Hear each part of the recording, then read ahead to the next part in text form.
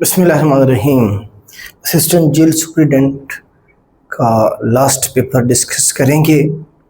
इस पेपर में 3 मिस्टेक भी हैं किताब में, वो भी हम आइडेंटिफाई करेंगे और साथ में इसका जो मैथ का पोर्शन है वो भी हम सॉल्व करेंगे।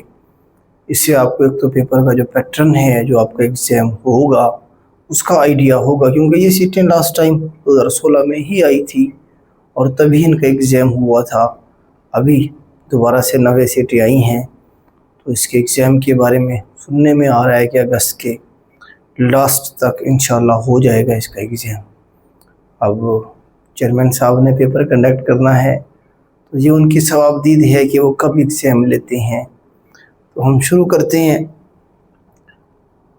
क्वेश्चन हमारे पास से पहला जो है बेटा इसमें है कि Who requested Allah to allow him to exist freely until the जी की अल्लाह ताला से दुआ की थी कि वो क्या करे जी, उसे आज़ादी दे दे। कब तक? until the day of judgment, क़यामत के दिन तक।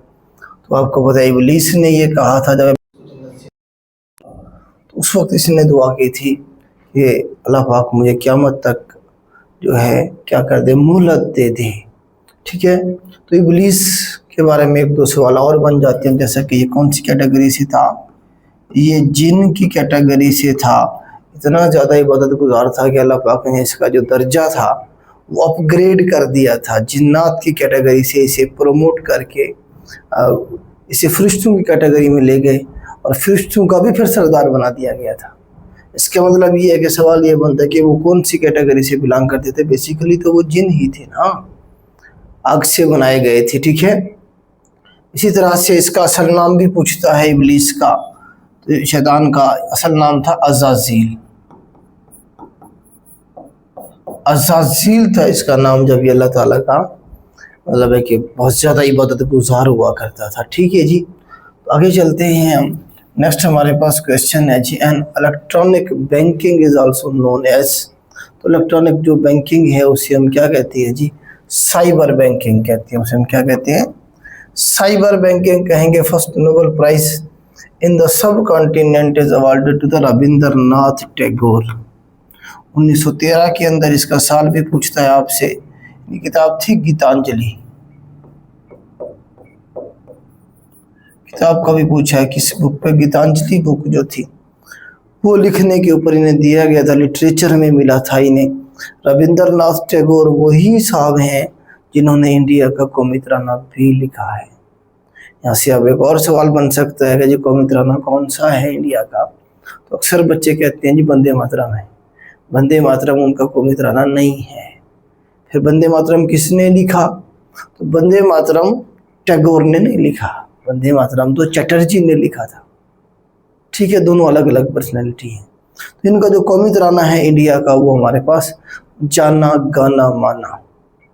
ठीक है जी, वो इनका कौमित्राना जो कि टैगोर ने लिखा था। वंदे मातरम जो है ना, जो उनका मिली नगमा ज़रूर है, लेकिन आप ये देखें कि उनका कौमित्राना नहीं है। उसका भी सवाल बनता है ना कि वंदे मातरम किसने लिखा? तो चटर्जी साहब थे। आगे चलते हैं जी। नेक्स्ट है हमारे पास टेल ऑफ टू सिटी के हवाले से। ये एक जो है ना जी क्या है जी हमारे पास बुक है, या इसे आप नावल कहने वाज रिटन बाय, ये किसने लिखा था जी? ये जो चार्ल्स डिकन साहब है ना जी, इन्होंने लिखा था टेल ऑफ टू सिटी जो है। फिर इसमें ये भी बनता है कि टेल ऑफ टू सिटीज़ में कौन से 2 सिटीज़ की कहानी बताई गई है? तो लंदन और पेरिस। 2 सिटी कौन कौन से? लंदन और पेरिस से है जिनका जिक्र हुआ है, जिनकी कहानी के बारे में इसमें टेल ऑफ टू सिटीज़ के अंदर डिस्कस किया गया है। फ्रेंच रेवोल्यूशन के जो मामला थे वो इसमें बयान किए गए हैं। पेरिस में, फ्रांस में उस वक्त आपको पता है फ्रेंच रेवोल्यूशन आ चुका था। नेक्स्ट हमारे पास क्वेश्चन है जी, which of the following agencies related to UNO was in existence before the world war second. उसने कहा यूएनओ की कौन सी एजेंसी है जो वर्ल्ड वॉर सेकेंड से पहले मौजूद थी? अब देखें WHO जो है हमारे पास ये 1948 में बनी, वर्ल्ड वॉर 2 के बाद बन रही है, ये तो इसका मतलब जवाब है ही नहीं। FAO हमारे पास 1945 में बन रही है, तो ये भी वर्ल्ड वॉर के टाइम पे बन रही है, ये भी जवाब नहीं है। उसने कहा वर्ल्ड वॉर 2 से पहले IMF भी हमारे पास 1945 में बन रही है, इसका मतलब है ये भी हमारा जवाब गलत है। तो बचता है हमारे पास ILO आपको पता 1919 में बनी थी और ये वर्ल्ड वार से पहले के साल है। ठीक है जी, तो 1919 के अंदर ये बनी थी ILO, हमारा जवाब ठीक हो जाएगा।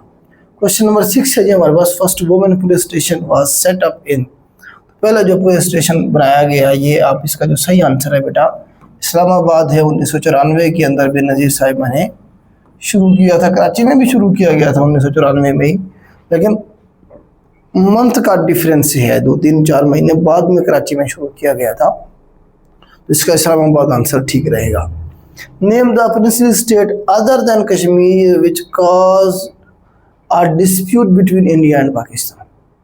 तो हमारे पास जूनागढ़ रियासत है, गुरदासपुर का भी इशू था हमारे साथ, लेकिन गुरदासपुर रियासत नहीं थी, गुरदासपुर तहसील थी आप कह सकते हैं, डिस्ट्रिक्ट गुरदासपुर की, इसका इशू था इसका भी।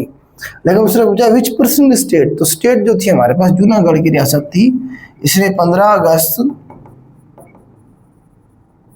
1947 को पाकिस्तान के साथ इलाका कर लिया। जिन्होंने फॉर्मली मोहम्मद खान साहब जो थे, फॉर्मली इन्होंने क्या किया था जी, पाकिस्तान को कि हम आपके साथ मिलना चाहते हैं, लेटर लिखा था। हमने उसे एक्सेप्ट नहीं किया था, हम इंतज़ार में थे। तो क्योंकि एक तो हमारा बॉर्डर नहीं लगता था इनके साथ, दूसरा वहाँ पे हिंदुओं की मेजॉरिटी थी। अब हम इंतज़ार में थे तो इंडिया ने तब तक हमला करके इसके ऊपर कब्जा कर लिया। ठीक है जी, तो ये जो आपके भुट्टो साहब हैं, जुल्फ़िकार अली भुट्टो साहब, इनके वाले सरशाह नवाज भुट्टो साहब जो थे वो जूनागढ़ रियासत के ही तो दीवान थे। दीवान का मतलब प्राइम मिनिस्टर। ठीक है जी, क्वेश्चन नंबर 8 है जी, rear view mirror for driving of which type, किस तरह का होता है जी? कन्वेक्स हमारे पास लेंस टाइप होता है, कन्वेक्स मिरर कहेंगे, लेंस नहीं। ये जो हमारी गाड़ी के अंदर वाला जो शीशा लगा होता है, जो बाहर की इमेज को क्लियरली और बड़ा करके दिखा रहा होता है, वो यही कन्वेक्स हमारे पास मिरर होता है। ठीक है जी, एक्रोफोबिया के बारे में पूछा गया। एक्रो फियर ऑफ हाइट कहते हैं जी, क्या कहते हैं जी? फियर ऑफ हाइट जो होता है वो एक्रोफोबिया होता है। एक्रोफोबिया को आप याद रखें, जिसकी हाइट ज़्यादा होती है उसमें थोड़ी सी अकड़ होती है, ऐसे एक्रोफोबिया। ठीक है, जिस तरह से याद ही करना है ना, एक्रो को फोबिया कह लें, उससे आपको याद रह जाएगा। ठीक है जी, Santiago is the capital of, Chile का कैपिटल हमारे पास क्या है जी? चाइल्ड का कैपिटल हमारे पास सैंटियागो है, ब्राज़ील का ब्रासिला है, क्यूबा का हवाना है और इटली का हमारे पास रोम है। तो इनके कैपिटल भी आपसे पूछे जा सकते हैं। आगे ये कारेज सिस्टम को जो है ना जी, कहाँ पे इंट्रोड्यूस करवाया गया? Karez system is practised only in Balochistan. Karez basically क्या होती हैं? पहाड़ों के अंदर असल में दूर दूर तक पानी पहुंचाना होता है, दूर दूर तक घर होते हैं, आबादी होती है। तो वो जो पानी है गर्मी की वजह से, तो वो ज़मीन में पहाड़ों में से अगर ऐसे नाली बना के ले जाएं तो वो जज्ब हो जाएगा। दूसरा धूप की वजह से वो उड़ भी जाता है, कुछ ना कुछ पानी वेपर्स में तब्दील हो जाता है। तो इसीलिए फिर वहाँ कारेज सिस्टम बनाया गया है, मतलब वो ढापे हुए जो है ना जी पानी के रास्ते हैं और जो दूर दूर तक पानी पहुँचाते हैं, उन्हें क्या कहा गया? कारेज सिस्टम कहा गया। ठीक है जी, और हमारे पास इसी तरह अभी पिछले दिनों सवाल बनाया हुआ था, इन कारेज सिस्टम को ईरान में क्या कहते हैं? तो कनात कहा जाता है, कनात कहेंगे इसे। ईरान के अंदर क्या कहा जाता है? इन्हें कनात कहेंगे बेटा। ये सवाल भी अभी रिपीट हुआ है नए जो पेपर थे उनके अंदर। लेकिन अब थोड़ी सी नोयत चेंज कर रहा है। पहले ही पूछता था कारेज की तरह बलूचिस्तान में, अब उसने कारेज जो हमारे पास बलूचिस्तान में, उन्हें ईरान में क्या कहते हैं? ठीक है, थोड़ा सा वो नोयत उसकी चेंज कर रहा है। अब 2016 से 2025 में आ गए हैं, इतनी तो चेंज होनी चाहिए। ठीक है जी, पैरा ओलंपिक्स के बारे में पूछा गया था जी, आर हेल्ड फॉर। तो पैरा ओलंपिक्स जो होते हैं फिजिकली हैंडीकैप्ड पीपल जो होती हैं, जो डिसेबल लोग होते हैं, उनके लिए होती है। 1960 में शुरू हुई थी ये पहली बार। तो अभी जो पैरा ओलंपिक्स हुई हैं लास्ट 2024 वाली, ये पेरिस में हुई हैं। नेक्स्ट जो होंगी वो USA में होंगी, लॉस एंजलिस में 2028 वाली। आगे मोहम्मद खान मस्जिद के बारे में पूछा गया है। मोहम्मद खान मस्जिद जो है ये पेशावर के अंदर है।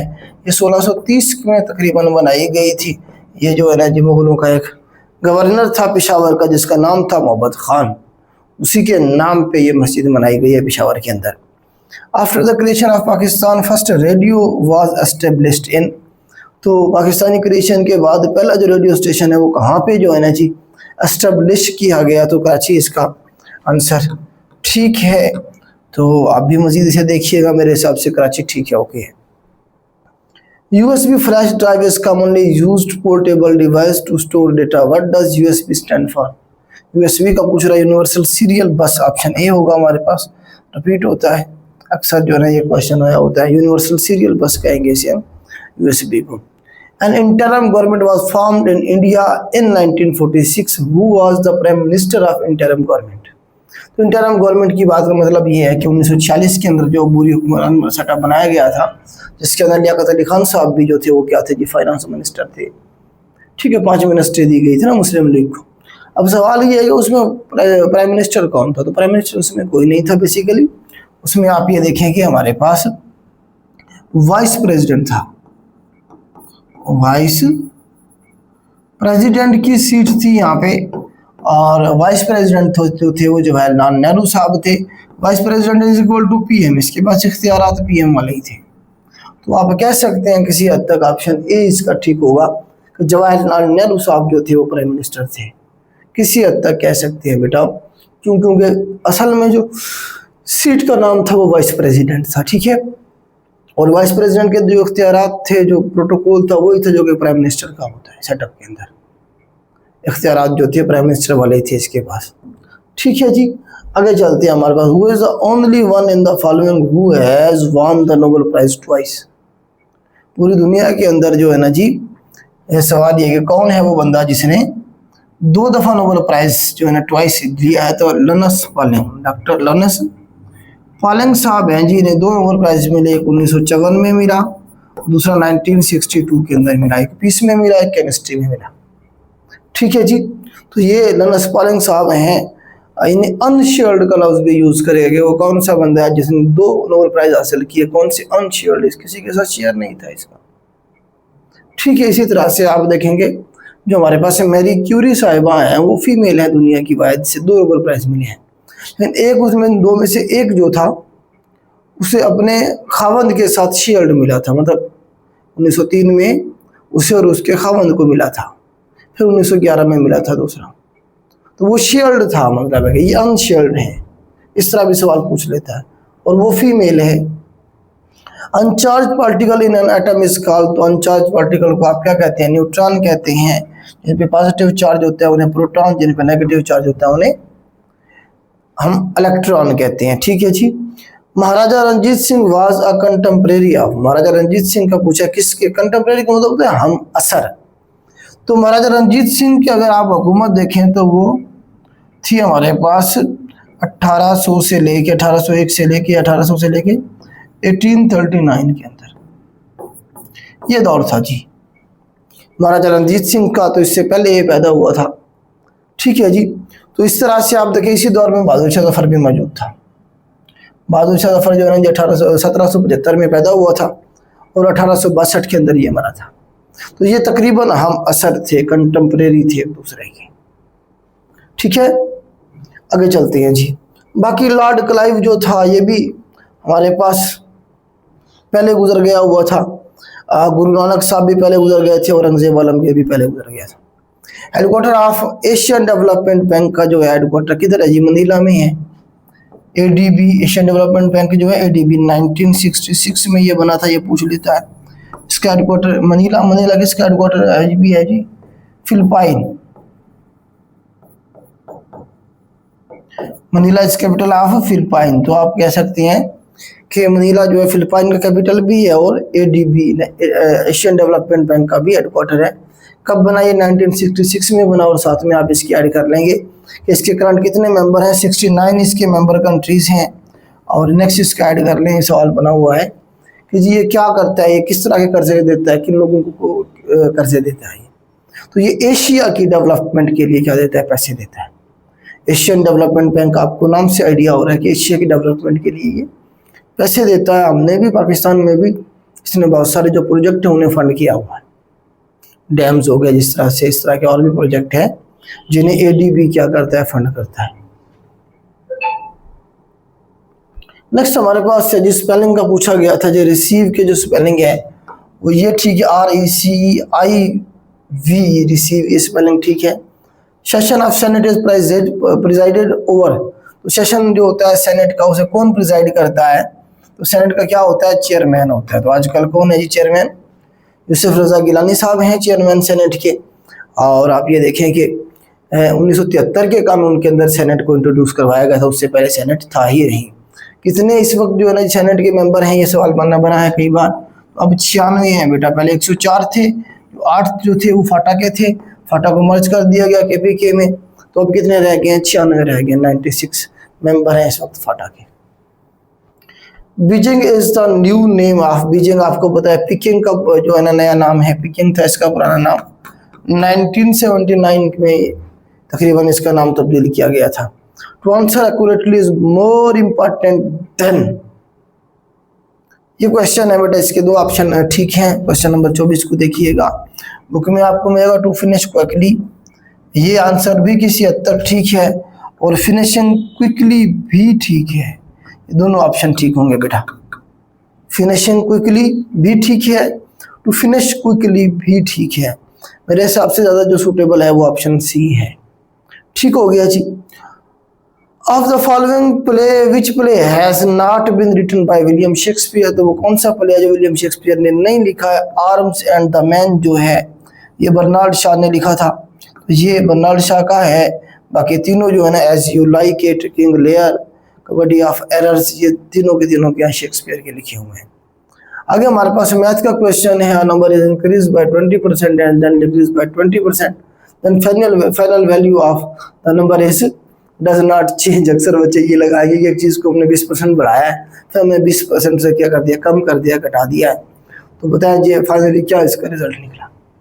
तो अक्सर बच्चों ने बगैर सोचे समझे डज नॉट चेंज लगा दिया होगा, जो कि गलत है। परसेंटेज के अंदर अगर आपको कोई वैल्यू गिवन ना हो तो आप 100 को क्या करें, समझे। एक चीज़ थी उसकी वैल्यू थी 100 रुपये, कितनी वैल्यू थी, 100 थी, उस पर हमने 20% क्या किया जी, इंक्रीज कर दिया, 20% इंक्रीज करे हैं, 20% 100, इसके साथ ये चला गया, इसके साथ ये चला गया, तो 20 रुपये बढ़ गए। मतलब 100 रुपये की एक चीज़ थी तो अब कितने की हो गई, 120 की हो गई, 20% इंक्रीज के बाद। अब हमने उसे कम करना है, डिक्रीज करना है, कितना, 20%। तो अब करें जरा, 120 का फिर 20% निकालें, 20 और 100, सिफर के साथ ये सिफर इसके साथ ही चलेगी, बराबर में 24 रुपये। 120 में से माइनस करें 24, तो आपके पास आंसर आएगा 96। अब जो आपकी असल कीमत रह गई है वो 96 रुपये रह गई।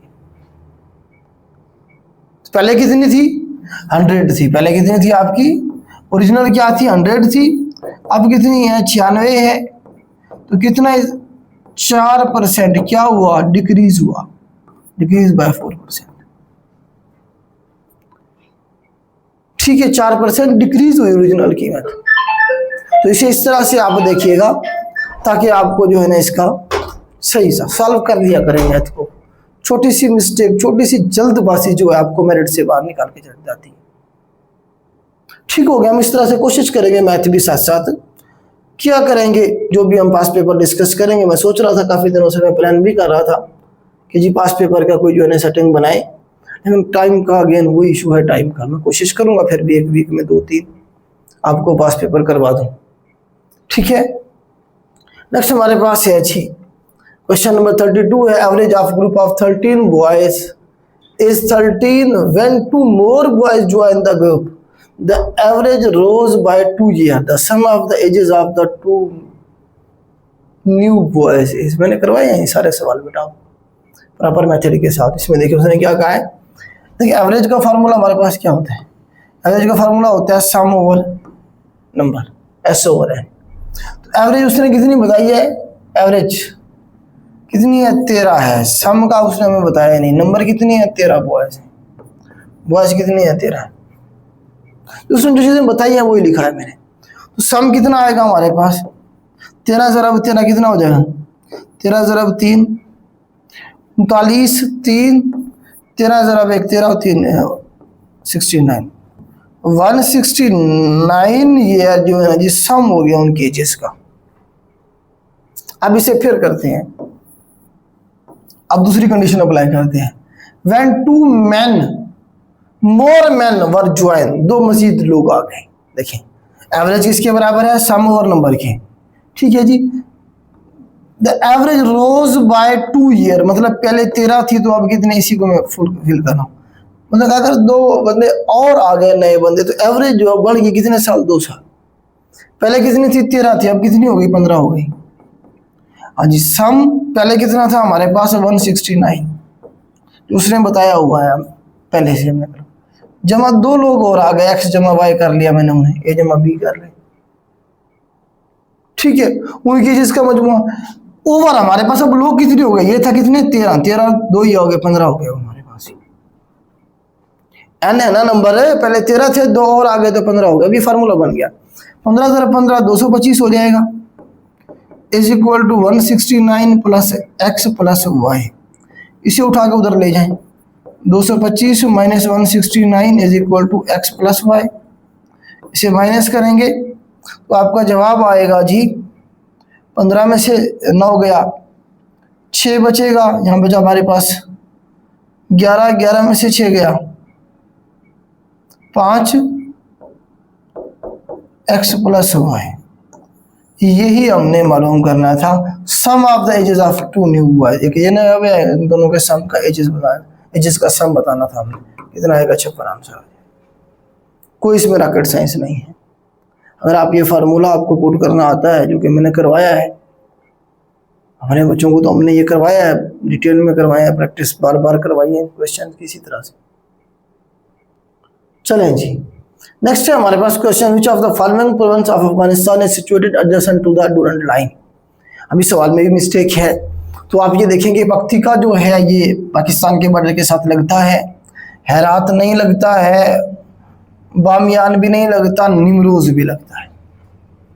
ये दोनों सूबे जो हैं अफगानिस्तान के पाकिस्तान के साथ अपना बॉर्डर शेयर करते हैं, पख्तिका भी और निमरोज भी करता है। बुक में मेरे ख्याल से शायद पख्तिका लगा हुआ है, ठीक है। तो इस तरह की मिस्टेक्स होती हैं हमारे पास, इन्हें हमने खुद ठीक करना होता है। अच्छा, कुछ बच्चे देख रहे होंगे कि सारे जो है ना साथ में कुछ एक्स्ट्रा भी चीज़ें बताते जा रहे हैं। जो नए बच्चे हैं, जो भी शुरू कर रहे हैं तैयारी बुक को पढ़ना, उनके लिए मेरा मशवरा ये है कि अभी वो लेफ़्ट राइट ना जाएं, एक्स्ट्रा इन्फॉर्मेशन गैदर करने के चक्कर में ना पड़ें। वो क्या करें, वो जो सवाल दिया गया है एज इट इज़ उसे याद करें। अगर कोई आदि मिस्टेक है भी सही तो इग्नोर करके आगे चले जाएं। मिसाल 1 मिस्टेक होगी, 2 होंगी, 3 होगी, इस पूरे पेपर में 3 मिस्टेक मैंने आइडेंटिफाई की है। अब 3 जो है चले मिस्टेक हैं, बाकी 97 तो ठीक है ना। अब 3 के चक्कर में आप 97 को तो नहीं छोड़ सकते, तो एज इट इज याद करें उसे। तीसरी चौथी रिवीजन पे आप खुद ही दूर से देख के बता देंगे यार इसमें ये मिस्टेक है, इतनी आपकी प्रैक्टिस हो जाएगी। जब आपको तैयार हो जाए अच्छा खासा 8-10 रिवीजन आप कर लें, उसके बाद फिर आप इस तरह से लेफ्ट राइट, तो आपके क्वेश्चन माइंड में आ जाएंगे, फिर आप लेफ्ट राइट देखना शुरू करें।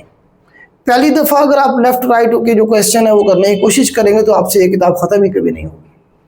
आप थक जाएंगे और आप बोर होकर छोड़ देंगे पढ़ना। बस समझ रहे हैं? तो रिवीजन करें मैक्सिमम। कैसे रिवीजन होगी, जब जल्दी जल्दी आप इसे ख़त्म करेंगे तो अगेन रिवाइज करेंगे ना। मेरे ख्याल से 1 वीक में कम से कम बुक को रिवाइज करना चाहिए, एक वीक में किताब को ख़त्म करना चाहिए, या 2 वीक में कर रहे हैं मैक्सिमम, 2 वीक में बुक को पूरी को ख़त्म करें, फिर 2 वीक के बाद फिर उसी क्वेश्चन को एक दफ़ा फिर आपने रिवाइज करना है, फिर आपको याद रहेंगे। आगे चलते हैं जी। नेक्स्ट है जी हमारे पास the element which is most abundant in earth crust. तो अर्थ क्रस्ट की जो कंपोजिशन है उसमें ऑक्सीजन सबसे ज़्यादा है, 40% है। उसके बाद हमारे पास जो है सिलिकॉन है 28%, और फिर एल्यूमिनियम है हमारे पास 8%, आयरन है हमारे पास 5%। मेटल में पूछते हैं सबसे ज़्यादा कौन सी पाई जाती है, एल्यूमिनियम पाई जाती है। मेटल में एल्यूमिनियम है, ठीक है। अर्थ क्रस्ट में दूसरे नंबर पे आयरन है, ठीक है। आगे चलते हैं जी। नेक्स्ट है जी हमारे पास choose the correct spelling of the following. तो सक्सीड, SUCCEED, सक्सीड, ये वाला ऑप्शन ठीक होगा। विच सहाबी वाज द फर्स्ट हाफिज ऑफ होली कुरान। तो हज़रत उस्मान रज़ी अल्लाह तआला अन्हु के बारे में आता है कि वो पहले हाफिज थे कुरान पाक के। Identify the world largest peninsula. पहले हाफिज तो नबी पाक सल्लल्लाहु अलैहि वसल्लम खुद ही थे, उनके बाद अगर देखें तो identify the world largest peninsula, तो सबसे दुनिया का सबसे बड़ा पेनिनसुला अरेबियन पेनिनसुला, ज्योग्राफी में मैंने करवाया था। पेनिनसुला क्या होता है, जमीन की ऐसी शेप होती है जिसके 3 साइडों पे क्या होता है, हमारे पास वाटर होता है। इधर क्या सारे का सारा ये वाटर है, इधर क्या एक साइड पे क्या ये लैंड है, यहाँ पे हमारे पास क्या है लैंड है, और ये हमारे पास सारी क्या लैंड है। और जमीन का ऐसा टुकड़ा जिसके 3 साइडों पे वाटर हो और एक साइड पे लैंड हो, उसे हम क्या कहते हैं, पेनिनसुला कहते हैं। 3 साइडों पे वाटर है, एक साइड पे लैंड है। तो अरेबियन पेनिनसुला जिसे उर्दू में हम जजीरा नुमा कहते हैं, जजीरा नहीं है, जजीरा के चारों तरफ क्या होते हैं, पानी होता है। ये जजीरा नहीं है बल्कि जजीरा नुमा है, 3 साइडों पे पानी है, एक साइड पे लैंड है, खुशकी है, ठीक है। तो अरेबियन पेनिनसुला दुनिया का सबसे बड़ा पेनिनसुला है। दूसरे नंबर पे हमारे पास दक्कन पेनिनसुला है। नेक्स्ट है हमारे पास, a bag contain 9 kg of sugar which is to be separated into packages containing 450 grams each. How many such packages can be made? 1 kg में हमारे पास कितने ग्राम होते हैं जी, 1000 ग्राम होते हैं। 1 किलोग्राम में कितने ग्राम होते हैं, 1000 ग्राम होते हैं ना। तो 9 kg है हमारे पास, 9000 ग्राम हो जाएगा। कितने ग्राम का एक पैकेज बनाना है जी, 450 का। 450 पे तकसीम कर दें, सिफर के साथ ये सिफर चला गया, 45 दूने 90 सिफर, तो 20 बैग बनेंगे जी। कितने बैग बनेंगे बेटा, 20 बैग बनेंगे, ठीक है। आगे क्वेश्चन है जी हमारे पास आयतुल कुर्सी के हवाले से। आयतुल कुर्सी जो है ना कौन सी सूरत के अंदर है जी, सूरत अल बकरा के अंदर है जी। आयतुल कुर्सी जो है ये सबसे बड़ी आयत है किसकी, सूरह अल बकरा की। Which of the following international organisation has no headquarter. तो G8 जो है ना जिसका कोई हेडक्वार्टर नहीं है, बल्कि G8 नहीं है, अब क्या है ये हमारे पास G7 है, ग्रैंड ग्रुप ऑफ 7 है, क्योंकि इसमें से 2014 में रशिया को निकाल देगा। सवाल बना है पेपर में, रशिया को कब निकाला इसमें से, 2014 में, जब रशिया ने क्रीम, क्यों ये भी पूछा क्यों निकाला है, क्रीमिया जो है यूक्रेन का हिस्सा था जिस पर रशिया ने कब्जा कर लिया 2014 में, तब इसे निकाल दिया गया इसमें से, ठीक है। तो अब क्या है ये G7 है, इसकी रिसेंट समिट भी पूछ सकते हैं आपसे, 2025 वाली किधर हुई, कनाडा में हुई। कनाडा में इसकी जो है ना जी मीटिंग हुई है, इसका कोई फॉर्मल क्या है जी, कोई हेडक्वार्टर है सच नहीं है, बाकी सबका कोई ना कोई हेडक्वार्टर है, ठीक है। तो G8 इसका आंसर सही रहेगा। लाइट ट्रेवल है, तो लाइट की स्पीड पूछा गया है, तो 1,86,282 माइल पर सेकेंड, 1,86,282। पेडागोजी के बारे में पूछा गया तो स्टडी ऑफ टीचिंग होता है, ये पढ़ाने का जो मेथड है, आपको पता ये जो बीएड करवाते हैं उसमें पेडागोजी के ऐसा होता है। और जगह हमारे पास है कंडोलीसा राइस वाज द अमेरिकन, ये क्या था जी, अमेरिकन फीमेल है, ये सेक्रेटरी ऑफ स्टेट रही हैं, ये सेक्रेटरी ऑफ स्टेट रही हैं मुशर्रफ के दौर में, इनका नाम चलता रहा बॉर्डर से था, ठीक है जी। ये यूएसए की सेक्रेटरी ऑफ स्टेट। देखिए सेक्रेटरी ऑफ स्टेट का क्या मतलब है, सेक्रेटरी ऑफ स्टेट का मतलब है फॉरेन मिनिस्टर। पाकिस्तान में जैसे इस वक्त फॉरेन मिनिस्टर कौन है, इसाक डार साहब हैं, इसी तरह से यूएसए के अंदर या यूके के अंदर फॉरेन मिनिस्टर नहीं होता है, और क्या होता है, सेक्रेटरी ऑफ स्टेट होता है। सीट वही है फॉरेन मिनिस्टर की, सिर्फ नाम तब्दील किया हुआ है, ठीक है। नेक्स्ट है हमारे पास गांधी जी नाटक्स के हवाले से सवाल है, हेल्ड इन 1944 में हुई थी, ठीक है जी। टू डिस्कस यार फार्मूला प्रिपेयर्ड बाय, तो वो राजगोपालाचार्य साहब जो था इसने फार्मूला दिया था, CR फार्मूला कहते हैं, चक्रवर्ती राजगोपालाचार्य फार्मूला था जो 1944 में, ये आखिरी कोशिश थी आचार्य साहब की गांधी को और जिन्ना साहब को या मुस्लिम लीग को और कांग्रेस को इकट्ठा बिठाने की, हिंदुस्तान को यूनाइटेड रखने की। एक ज़बरदस्त पर्सनालिटी थे जी आचार्य साहब, और ये वो पहले बंदे थे आप ये कह लेंगे जिसने पाकिस्तान का जो 2 कौमी नज़रिया था उसे एक्सेप्ट कर लिया था। इसने कहा था कि जी जो पार्टीशन है उससे नहीं बचा जा सकता, पार्टीशन तो होके रहेगी, ठीक है जी। ये भी सवाल बनता है, choose the correct option, I have engaged him to act as my counsel, counsel इसमें कौन सी आएगी, ये वाली कौंसल आएगी, मशवरा। इसका मतलब होता है मशवरा, ये वो यूनियन काउंसिल वाला होती है, COUNSEL काउंसिल के स्पेलिंग का इसमें मिस्टेक थी। आगे आज हमारे पास set choose the correct option. Although he was a dash and new at the game, as he knew the others were playing incorrectly. तो इसमें बेटा जो सही आंसर है 46 का नुवाइसन हो, इसका मतलब भी नया होता है, ऑल्दो वो नया है लेकिन फिर भी वो गेम खेलने के जो बारे में जो है ना अच्छी खासी उसके बारे में इंफॉर्मेशन है, मतलब कैसे चीज़ें उसमें। Although he was novice and new at the game, as he knew the others were playing incorrectly, मतलब उसे पता है कि बाकी जो है वो गलत खेल रहे हैं, हालांकि वो नया है। क्वेश्चन नंबर 46 है जी, नोवाइस का मतलब यही होता है बेटा, एक्सपर्ट और ये अथॉरिटी और एंथुइस्ट, तो ये हो ही नहीं सकता है। The main chemical substance present in the bones and teeth of animal is, तो हमारे पास कैल्शियम फास्फेट जो होता है, हमारे जो दांत हैं उनमें और हड्डियों में बहुत ज़्यादा पाया जाता है, ठीक है जी। Highest literacy rate among the SAARC countries, तो सार्क मुल्कों में सबसे ज़्यादा जो हमारे पास लिटरेसी रेट है मालदीव का है 95%, उसके बाद श्रीलंका का है 92 पॉइंट समथिंग है, 92-93%। तो सबसे ज़्यादा लिटरेसी रेट हमारे पास सार्क कंट्रीज़ में किसका है जी, मालदीव का है। सार्क कंट्रीज़ का आपको पता होना चाहिए, मैंने करवाया है बेटा आपको ये वर्ल्ड ज्योग्राफी में, ठीक, जिसमें हमारे पास SAARC country Afghanistan, Pakistan, India, Bangladesh, 4 तरतीब से हैं, 2 ऊपर है 2 नीचे। ऊपर हमारे पास मालदीव, ऊपर हमारे पास नेपाल और भूटान है, नीचे हमारे पास मालदीव और श्रीलंका है। MBBS पेन से कुछ लोग इसे याद करते हैं। इंडिया ने अटैक किया था जी पाकिस्तान में, कब, कौन सी तारीख को, 6 सितंबर 1965 को, ठीक है जी, और 23 सितंबर तक ये जंग चलती रही थी, 17 दिन तक ये जंग चली थी। 6 सितंबर को आज भी हम क्या मनाते हैं, डिफेंस डे मनाते हैं हर साल। Who was the predecessor of Lord Mountbatten, Lord Mountbatten से पहले कौन था जी, लॉर्ड वेवल था। लॉर्ड वेवल बैठा हुआ था, इससे रिप्लेस किया था लॉर्ड माउंटबेटन ने। सिनोनिम ऑफ एग्जाम्पलीफाई, एग्जाम्पलीफाई का मतलब एग्जाम्पल दें, मतलब इलस्ट्रेट करें, उसे थोड़ा सा और एक्सप्लेन करें। एग्जाम्पलीफाई का मतलब मजीद एक्सप्लेन करना, क्लैरिफाई करना, इलस्ट्रेट करना, खोल के बयान करना। आगे हमारे पास नेक्स्ट है जी, हमारे पास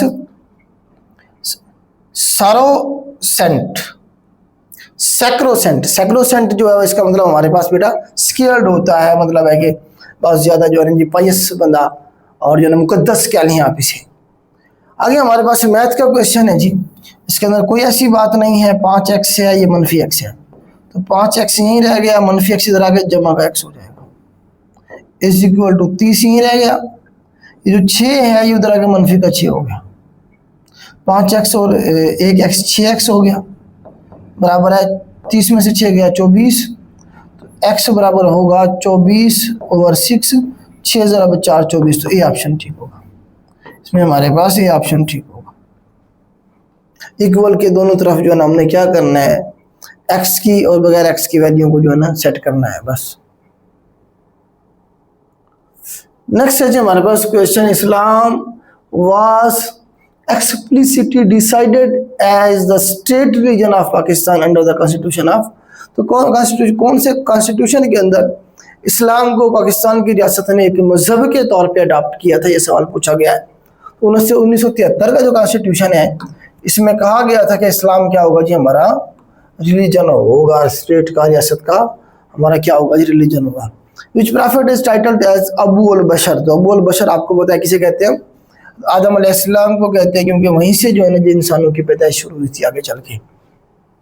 ब्रेवली के बारे में पूछा गया, तो ये हमारे पास एडवर्ब होगा बेटा, एडवर्ब होगा। LOC एडवर्ब क्या होता है, बेसिकली एडवर्ब हमेशा जो है ना एक्सप्लेन करता है, एक्स्ट्रा इन्फॉर्मेशन देता है, मॉडिफाई करता है किसे, वर्ब को, खुद एडवर्ब को और एडजेक्टिव को, इनके बारे में जो एक्स्ट्रा चीज़ें हमें प्रोवाइड कर रहा होता है वो हमारे पास एडवर्ब होता है, ठीक है। ब्रेवली कभी भी बंदा नहीं हो सकता, बंदा एक जो होता है वो ब्रेव हो सकता है। अगर ब्रेव है कोई इंसान तो वो ब्रेव क्या होगा जी, एडजेक्टिव होगा। इंसान की खसूसियत बताई जा रही है कि एक बंदा जो है वो क्या जी, बहादुर है, तो ब्रेव क्या होगा, एडजेक्टिव होगा, ठीक है। ब्रेवली हम कह सकते हैं यार वो बहादुरी से लड़ा, बहादुरी, ही फाट ब्रेवली। तो यहाँ ब्रेवली जो है वो फाट को बता रहा है, ही ब्रेवली नहीं बल्कि फाट ब्रेवली। तो फाट के बारे में, उस लड़ाई के बारे में बता रहा है। फाट क्या है हमारे पास? वर्ब है। तो वर्ब को जो चीज एक्सप्लेन करे वो क्या होती है हमारे पास? एडवर्ब होती है।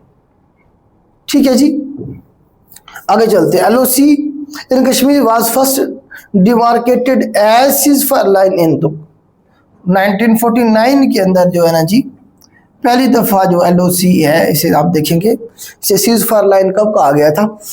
1949 में, जबकि एलओसी इसका नाम तब्दील करके रखा गया 1972 में शिमला अकॉर्ड के अंदर। ठीक है जी, नेक्स्ट हमारे पास मैथ का सवाल है 15 और ट्वाइस जो कास्ट है जी 234 है एंड 235 कास्ट। अच्छा इसमें कितने हैं जी हमारे पास? ट्वाइस 234 हैं। एक टाई की कीमत कितनी है? 15 है। तकसीम करेंगे तो एक की वैल्यू आ जाएगी। इसे सॉल्व करने की जरूरत तो नहीं है, आपके पास कैलकुलेटर नहीं होगा, आप इसे तकसीम करने ना बैठ जाना। कितने की निकालनी है? हमने 35 की निकालनी है, तो 35 से मल्टीप्लाई कर दें। 5 ज़रब 3 15, 5 ज़रब 7 35, 3 एकम 3, 3 ज़रब 7 21 24, 3 ज़रब 8 24। तो ये 78 मल्टीप्लाई बाय 7 करें कितना आएगा जी? 8 और ज़रब 7 56, 5 7 और 7 49, 49 और 5 54, 446 आपका आंसर आ जाएगा। 546 546 आपका आंसर आ जाएगा। ठीक है, आगे चलते हैं। नेक्स्ट है जो हमारे पास find the missing number in the number series. अच्छा देखिए, नंबर सीरीज के अंदर ना जी बहुत सारे सवाल आपको मिलेंगे। इसमें पहले तो आपने देखना होता है कि हमारे पास सीरीज एक चल रही है या दो चल रही है। वैसे आपको जनरल बता रहा हूँ, इसमें तो ये तो बहुत ज़्यादा कॉम्प्लिकेट करके इसने दी हुई है। तो पहले आपने ये देखना होता है, बाज़ क्वेश्चन में एक सीरीज होगी, किसी में दो चल रही होंगी। फिर आपने देखना है किसी की पावर करके, स्क्वायर करके, क्यूब करके, वो तो नहीं बन रहा है। फिर आप देखेंगे कि जी नंबर में जो है ना इसमें आपका कोई जो है ना जी जो हमारे पास प्राइम नंबर की सीरीज एक अक्सर चल रही होती है, वो तो नहीं है। ठीक है, प्लस माइनस करके देखें, एपी को देखें, अरिथमेटिक प्रोग्रेशन तो नहीं बन रहा है कहीं पे। ठीक है, ये 4-5 कंडीशन देखेंगे तो आपको समझ आ जाएगी। अब इसके अंदर देखें कि हमारे पास कुछ समझ नहीं आ रहा है कि यार ये कौन सी सीरीज है, इसमें आगे क्या आएगा। ठीक है जी, अब इसके अंदर आप ये देखें कि हमारे पास जो 2 है पहले, फिर हमारे पास क्या है 4 है, फिर हमारे पास क्या है 12 है, फिर हमारे पास क्या 48 है, फिर हमारे पास क्या है 240 है। ऐसे ही है ना। अब आप इसे देखें सॉल्व करके कि ये जो 4 है ये वाला, मतलब आगे वाली टर्म जो 4 है उसे तकसीम करें इस पे 2 पे, तो आपका जवाब क्या आ गया? 2 वो वाली टर्म आ गई। अब इसे देखें आप, ये हमारे पास 12 है पहली वाली, 12 तकसीम करें 4 पे तो हमारे पास क्या आ रहा है जी? 3 आ रहा है। अब इसे तकसीम करें इसके ऊपर, 48 तकसीम 12, जवाब आ रहा है 4। फिर हमारे पास 240 तकसीम करें 48 पे तो जवाब आ रहा है आपका 5। मतलब यहाँ आपकी एक सीरीज और बनती जा रही है। तो नेक्स्ट हमारे पास आंसर क्या आना चाहिए? 6 आना चाहिए। मतलब ये है कि आप कोई भी नंबर ले लें, उसे 240 पे तकसीम करेंगे तो आपके पास जवाब 6 आना चाहिए। मतलब एक नंबर को फर्ज कर लें x है हमारे पास, हमें नहीं पता क्या है वो x है, हमें मालूम करना है ना। अगली जो आपसे हमारे पास अगली जो सीरीज हमें नहीं पता क्या है वो x है, तो x तकसीम 240 बराबर होगा इसके 6 के। तो इसे इसके साथ मल्टीप्लाई करें तो आपके पास x की वैल्यू आ जाएगी। 6 को मल्टीप्लाई करें 240 के साथ तो आपका जवाब आएगा 1440। ठीक है जी, इस तरह से आप कर लेंगे तो मेरे ख्याल से आपको ये हो जाएगा सवाल। एक और सीरीज, बाज़ दफ़ा जो सीरीज है डायरेक्टली हमें नहीं पता चला होता कि यार ये कौन सी सीरीज है, लेकिन हम जब उसे प्लस माइनस करते हैं तो हमारे से एक और सीरीज बनती है। उस सीरीज से भी हम अंदाज़ा लगा के अपने रिक्वायर्ड जो आंसर है वहाँ तक पहुँच सकते हैं। ठीक है जी, आगे चलते हैं। नेक्स्ट है हमारे पास the business activity conducted with the help of internet is called e commerce. ठीक है जी, ई कॉमर्स बी ऑप्शन आपका ठीक होगा। In the US administration Ashton Carter के बारे में पूछा गया, ये कौन थी जी, ये कौन था? तो ये था जी हमारे पास यूएस सेक्रेटरी ऑफ डिफेंस था 2015 से 2017 तक, यूएस सेक्रेटरी ऑफ डिफेंस था ये बंदा।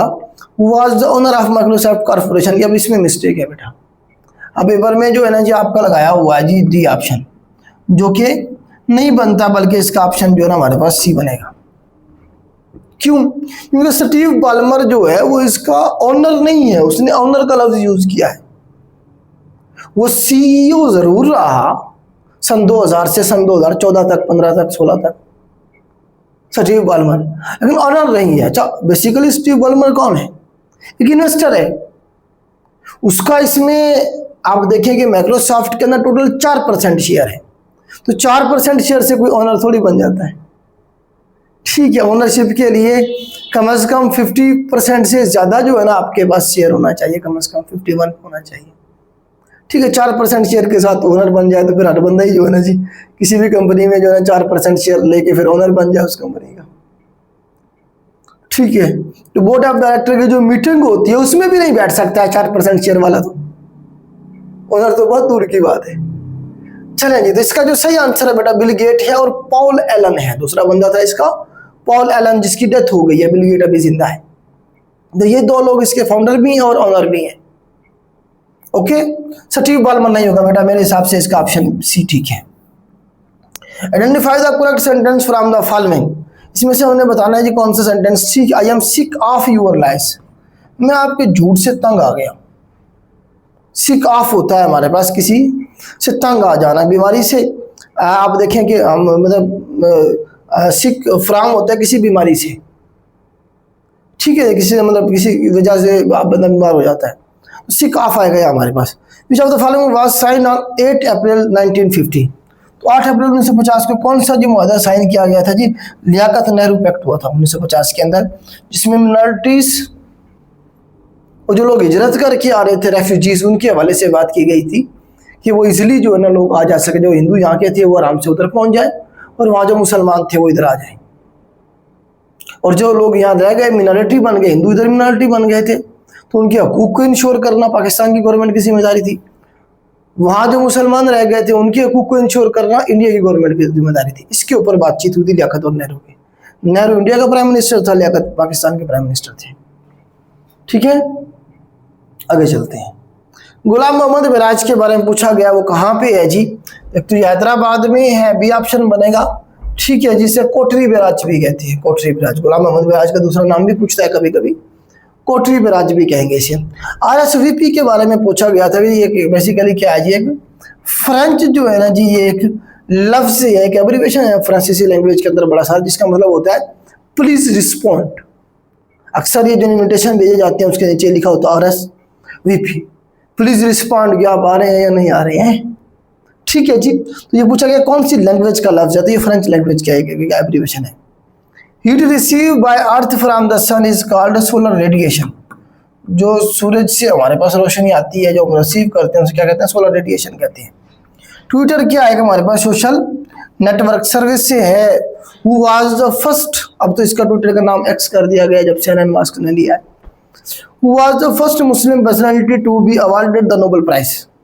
तो हमारे पास अनवर सादात साहब हैं जी, पहले मुसलमान जिन्हें नोबेल प्राइज दिया गया, कब? 20 का 1978 के अंदर। क्यों दिया गया? इसराइल को तस्लीम करने के ऊपर दिया गया, क्योंकि इसने इसराइल को तस्लीम कर दिया था। किस मुआहदे में?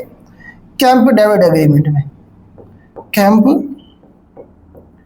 डेविड एग्रीमेंट जो हुआ था 1978 के अंदर, 79 में से कंक्लूड किया गया था इस मुआहदे को। तो इस मुआहदे के मुताबिक मिस्र के जो अनवर सादात साहब थे, उन्होंने इसराइल को तस्लीम कर दिया था, इसराइल ने इनका इलाका वापस कर दिया था। दोनों जंग को छोड़ के अमन की तरफ आए थे, तो इसीलिए इन्हें दोनों को अमन का नोबेल प्राइज दिया गया। दोनों का मतलब इसराइल का प्राइम मिनिस्टर भी था, बेनगन था इसका नाम, बेनगन। ठीक है, तो उस वक्त पूछता है जब ये मुआहदा हो रहा था तो उस वक्त यूएसए का प्रेसिडेंट कौन था? तो जिमी कार्टर साहब थे जी, जिमी कार्टर साहब बैठे हुए थे। जिमी कार्टर वही है जिसके मूंगफलियों के बागात थे, पीनट के बागात थे। क्वेश्चन नंबर 70 है जी हमारे पास 70। The Karachi nuclear power plant जो है कनौब के बारे में पूछा गया जी, कब लगाया, किसकी हेल्प से लगाया गया था? कनाडा की हेल्प से लगाया गया था। आगे हमारे पास fill in the blanks. He did not play heed to his brother advice. हाँ जी, पे हीड टू होता है किसी की नसीहत पे अमल करना, कान धरना। तो number of bones in adult human body, जो मतलब अडल्ट होता है उसके जिस्म में कितनी हड्डियां होती हैं? 206 होती हैं। बच्चे का भी पूछता है, जब एक बच्चा पैदा होता है तो उसमें हड्डियों की तादाद कितनी होती है? 300 होती है। बहुत सारी हड्डियां फिर आपस में जुड़ जाती हैं और कम हो गए कितने रह जाते हैं? 206 रह जाती हैं। ठीक है जी, आगे चलते हैं। At the event of Miraj which इबादत बिकेम फर्ज।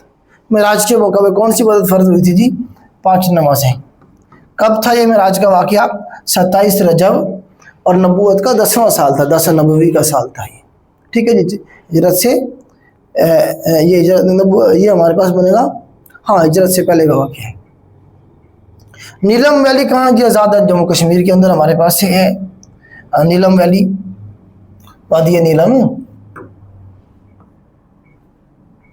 क्वेश्चन नंबर 75 है जो हमारे पास, शवाला के इज़्दा, अच्छा, Shawwal is the 10 month of Islamic calendar. तो शवाल जो है हमारे पास 10वां महीना। अच्छा, इसमें बच्चे बोलते हैं, मतलब किसी में है शबान, रमज़ान और शवाल में बोलते हैं। शबान एक भाई है, उसके बाद फिर उसका बड़ा भाई क्या है? रमज़ान है, उसका बड़ा भाई क्या है? शवाल है। इस तरह से याद रखिएगा। तो हमारे पास शबान जो है कौन सा बनेगा महीना? 8वां बनेगा, रमज़ान 9वां बनेगा, और शवाल जो है 10वां बनेगा। ये सारे आपको महीने के नाम आने चाहिए। 7वें का भी पूछता है, रजब है 7वां। मुहर्रम, सफ़र, रबीउल अव्वल, रबीउल सानी, जमादियुल अव्वल, जमादियुल सानी, रजब। फिर हमारे पास शबान, फिर रमज़ान, फिर शवाल, फिर ज़िलक़ाद और ज़िलहज। ये 12 महीने हैं। इनमें से कभी वो रजब का पूछता है, कभी रमज़ान का पूछता है, उसने शवाल का पूछ लिया। ठीक है। Manchester United is the name of, Manchester United आपको नाम से आइडिया हो रहा है, बेसिकली क्या है? फुटबॉल क्लब है। ये फुटबॉल क्लब है। Which of the following organisation look after the children in the world. UNICEF जो है ये चिल्ड्रन के बारे में देखता है। तो इसे 1946 के अंदर बनी थी, और ये न्यूयॉर्क में इसका हेडक्वार्टर है। इसका हेडक्वार्टर भी पूछा जाएगा। हेडक्वार्टर याद करने का तरीका बताऊँ आपको मैं। अभी पिछले दिनों तुर्की को और पाकिस्तान को, सवाल भी बना था पेपर है, तुर्की और पाकिस्तान को एक लिस्ट के अंदर डाल दिया गया था अमेरिका ने कि जी ये अपने आर्मी के अंदर छोटे बच्चों को भर्ती करते हैं, कम उम्र को लोगों को, और इस तरह का जो है ना, जब पाकिस्तान पर इल्ज़ाम लगा, उस लिस्ट के अंदर डाल दिया गया था। मुख्तलिफ किस्म की पाबंदियाँ लगाई गई थी। ठीक है, तुर्की को भी और पाकिस्तान को भी। तो बच्चों की लिस्ट पे बच्चों को ऐड करते हैं। तो बच्चों के हवाले से जो मामलात है कौन देख रहा है? अमेरिका खुद देख रहा है। यूनिसेफ हेडक्वार्टर किधर है? न्यूयॉर्क में, अमेरिका में। ठीक है, आगे चलते हैं।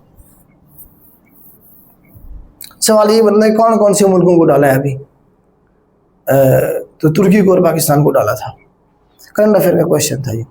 Constitution of all India Muslim league was drafted bye committee in 907 headed by. तो 1907 के अंदर जो है ना जी, जो पाकिस्तान ये जो मुस्लिम लीग का जो बनाया गया था, कॉन्स्टिट्यूशन जो ड्राफ्ट किया गया, कौन सी कमेटी ने किया था? तो कौन ऐड करा था? तो मौलाना मोहम्मद अली जौहर साहब करे थे। मौलाना मोहम्मद अली जौहर साहब थे। तो इन्होंने जो अपनी किताब थी ग्रीन बुक जिसे कहते हैं, उसके अंदर इसका कॉन्स्टिट्यूशन लिखा था। ठीक है जी। नेक्स्ट है जी, गोमर यूनिवर्सिटी के बारे में पूछा गया, कहाँ पे है? डेरा इस्माइल खान में है। गोमर रिवर भी काबुल से डेरा इस्माइल खान की तरफ आ रहा है, और फिर दरिया सिंध में गिरता है। आगे हमारे पास है जी, fill in the blanks. The manager dash receipt of my letter promptly. तो एक्नॉलेज्ड आएगा यहाँ पे, एक्नॉलेज्ड ठीक रहेगा बेटा। रिलाइज, एक्सेप्टेड, रिकॉग्नाइज्ड के बजाय एक्नॉलेज्ड आएगा। दिसंबर 3 के बारे में पूछा गया जी, किस लिए मनाया जाता है हर साल? तो international disable day, disable person के लिए दिन जो मनाया जाता है हर साल 3 दिसंबर मनाया जाता है। इंटरनेशनल लिटरेसी डे 8 सितंबर है। इंटरनेशनल सिविल एविएशन डे 7 दिसंबर है। ह्यूमन राइट डे 10 दिसंबर है। अक्सर ह्यूमन राइट डे पूछता है, लिटरेसी डे पूछता है 8 सितंबर, इंटरनेशनल सिविल एविएशन डे भी उसने पूछा है 7 दिसंबर। आगे हमारे पास पैसिवाइज का सेंटेंस है, turn to passivise the dealer has sold the car. ठीक है जी। तो क्या आएगा हमारे पास? द कार पहले आ जाएगा, हैज यहाँ जैसे आया हुआ है वैसे ही आएगा, द कार हैज। अब देखें, तो उसने हैड लिखा हुआ है, ये निकल गया बाहर, या इज लिखा हुआ है, ये भी बाहर चला गया, या वाज लिखा हुआ है, वो भी बाहर चला गया। आपको यही से मसला हो गया कि हम पैसे वाइज के अंदर जो हेल्पिंग वर्ब पहले से मौजूद होते हैं हम उसे वैसे ही लिखेंगे, उसे नहीं बदलेंगे। दूसरा ये है कि वर्ब की तीसरी फॉर्म लगाएंगे इसमें। तीसरा ये है कि हमने एक ना एक हेल्पिंग वर्ब का इजाफा भी करना है उसमें कुछ ना कुछ। ठीक है जी, तो कार हैज आ गया, पहले वाला हेल्पिंग वर्ब वैसे है, हमने इजाफा कर दिया बीन का। अगर सोल्ड वर्ब की तीसरी फॉर्म आ गई by the dealer, dealer and पे चला गया पैसे वाइज। आपका कौन सा ऑप्शन ठीक बनेगा? बी ऑप्शन ठीक बनेगा। ठीक हो गया जी। Which country is the current FIFA football world champion? इसका आंसर भी गलत लगा हुआ था। जर्मनी थोड़ी है अभी, इसमें उसने साल बताया हुआ है। इस वक्त जो है ना अर्जेंटीना है। इस वक्त जो फीफा का जो चैंपियन है वो कौन है? अर्जेंटीना है। 2022 का फीफा वर्ल्ड कप किधर हुआ? कतर में हुआ। कौन जीता था? विनर कौन था? अर्जेंटीना था। मेसी जीत के ले गया था यार, फ्रांस रनर अप था। ठीक है, तो इसमें ऑप्शन ही नहीं है। तो इस तरह की मिस्टेक आप जर्मनी लगा हुआ है इसके आंसर में। आप जो नए बच्चे हैं वो जर्मनी को रट्टा लगा लेंगे। थोड़ा सा इस तरह देख लिया करें, करंट जो ना ये करंट अफेयर वाले क्वेश्चन उन्हें अपडेट कर लिया करें। The country dash ruler required as citizen to seek official permission before changing the job? Autocratic. Autocratic, democratic में जरूरत नहीं होती है। तो ऑटोक्रेटिक बेसिकली रूल के बारे में पूछता है पहले वो सवाल कि ऐसी मतलब एक हुकूमत जिसमें एक बंदे के पास सारी पावर हो और वो डिक्टेट करता हो पूरी की पूरी अपनी आवाम को, उसकी मर्जी के खिलाफ पत्ता भी ना हिल सके। ठीक है जी, ऐसा बंदा। तो जब जो है ना जी आप देखें कि जी एक बंदे ने जॉब स्विच करके दूसरी तरफ जाना है तो उसे परमिशन तो लेनी पड़ेगी। पिछले दिनों आप देखेंगे नॉर्थ कोरिया का वो जो प्लूसा मोटा सा है आया होता है अक्सर, किम जोंग उन, उसने कहा जी आज के दिन जो है ना हमारे मुल्क में कोई नहीं आ सकेगा। असर में पाबंदी लगा दी उसने। तो ऑटोक्रेटिक रूलर ऐसे ही होते हैं, आप उनके पूछे बगैर कुछ भी नहीं कर सकते हैं। डेमोक्रेसी में तो आजादी होती है आपको। नेक्स्ट है जी हमारे पास 3/11 of a number is 22। What is 6/11 of that number? देखिए इसे वैसे लिख रहा हूँ, 3/11 ऑफ का मतलब क्या होता है? मैथ में मल्टीप्लाई होता है। नंबर क्या है जी? फर्ज कर लेते हैं x है। इसका मतलब क्या होता है मैथ में? Equal to. और क्या है हमारे पास? 22। आपकी मर्जी है यहाँ से इस तरह से x की वैल्यू निकालने, या फिर आप क्या करें जी इसे what is 6/11 of that number, उस नंबर का 6/11 क्या होगा? इसका आप इसे आप x की वैल्यू निकाल लें, फिर आप क्या करें जी इसकी 6/11 निकाल लें। इस तरह से आप करना चाहें तो आपकी मर्जी। देखें अभी हमने x की वैल्यू निकालनी है, x के बराबर होगा 22, 11 उधर जाके मल्टीप्लाई हो जाएगा और 3 उधर आगे तकसीम हो जाएगा। अभी आपके x की इसे हल ना करने बैठ जाना यार, कभी आप इसे हल करने बैठ जाओ, अब इसे यहीं छोड़ देना क्योंकि अभी हमारा जवाब थोड़ी हमने आगे चलना है। 6 इस नंबर का कौन सा 6/11 मल्टीप्लाई कर दें। 11 के साथ 11 चला गया, 3 एकम 3, 3 दूने 6, 22 और 2 44, 44 आपका जवाब आ जाएगा। आप इसे मल्टीप्लाई करेंगे, तकसीम करेंगे, आपका जवाब पूरा पूरा आएगा ही नहीं, टाइम भी खा जाएगा आपका और आपका आंसर भी ठीक नहीं आएगा। ठीक है, समझ आ गई बात? आपको इस तरह से करेंगे, उसका 6/11 निकालना था, हमने निकाल लिया, पूरा फिगर आया 44 हमारे पास। नेक्स्ट हमारे पास क्वेश्चन है बेटा, सेलेक्ट करेक्ट स्पेलिंग पूछा गया। विक्ट्री की स्पेलिंग ये है हमारे पास, मतलब हजरत यूसुफ की जो माँ है वो हमारे पास रेचल होगी, इन्हें राहिला भी कहते थे। हजरत याकूब के बेटे थे यूसुफ अलैहिस्सलाम, याकूब अलैहिस्सलाम की 2 शादियां थी, और भी होंगी लेकिन हम 2 के बारे में जिक्र करते हैं। एक का नाम था जी हमारे पास ली और दूसरे का था जी रिचल। रिचल से यूसुफ अलैहिस्सलाम और बिन्यामीन हुए थे 2 बेटे, जबकि ली से बाकी 10 बेटे थे, जिसमें से एक बेटे का नाम यहूदा भी था। यहूदा से फिर ये यहूदी चले थे। बनी इसराइल याकूब अलैहिस्सलाम का टाइटल था, इसराइली यहूदी ये सारे यहाँ से ऐसे चलेंगे। ठीक हो गया जी, याद रहेगा, भूल जाएगा। नेक्स्ट हमें before the partition of India the round table conference वाले हेल्ड इन लंदन में हुई थी, 3 हुई थी बेटा। इसका जो मशवरा है पूछ लेते हैं, बाद दफा किसने दिया था? तो जुनाद साहब ने मशवरा दिया था अंग्रेजों को कि इन्हें वहीं बुलाएं और क्या करें जी, राउंड टेबल कॉन्फ्रेंस करें। मैक्सिमम नंबर ऑफ हुफाज कुरान वर मार्टायर्ड इन, तो कौन सी जंग के अंदर ज़्यादातर हाफिज कुरान जो थे वो शहीद हो गए थे, तो कौन सी जंग थी, जंग यमामा। अबू बकर सिद्दीक साहब के दौर में 632 AD में ये जंग हुई थी मुसलमा कज़्ज़ाब के खिलाफ, और साढ़े 70 के करीब जो है ना हुफाज कराम के बारे में आता है कि वो शहीद हो गए थे इसमें। ठीक है जी। From which university did Allama Iqbal obtain his PhD degree, university of Munich थी जी, यहाँ से जो है ना जी इन्होंने अपनी PhD की डिग्री की थी। जी अल्लामा इकबाल के 10,000 किताबों में से कौन सी फारसी ज़बान में है, तो आप ये देखें कि असरार खुदी जो है इसका आंसर ठीक रहेगा। रवान एजाज भी है, उर्दू में भी है और फारसी में भी है, लेकिन असरार खुदी जो है ये प्योरली फारसी के अंदर है। ठीक है जी। As you sow shall you reap, जैसा करोगे वैसा भरोगे, जैसा बोगे वैसा काटोगे, जैसी करनी वैसी बनी, तीनों। तो इसका बेटा तीनों ठीक रहेगा, इसका आंसर तीनों ठीक है। दुनिया में सबसे पहली मसनवी निगार मौलाना रूम साहब को कहते हैं। उर्दू में किस शायर का कलाम तंज़ व मजाज से भरपूर है, अकबर इलाहाबादी। इनका असल नाम भी पूछते, अकबर हुसैन रिजवी है इनका असल नाम। ठीक है जी। नशेब का जो मुतजाद होता है फराज, नशेब का मतलब क्या होता है जी, निचला, फराज होता है बुलंदी ऊपर। मज़ाल में कौन सा शायर अपनी मरसिया निगारी की वजह से मशहूर है, तो मीर अनीस जो है मरसिया निगारी के हवाले से मशहूर है।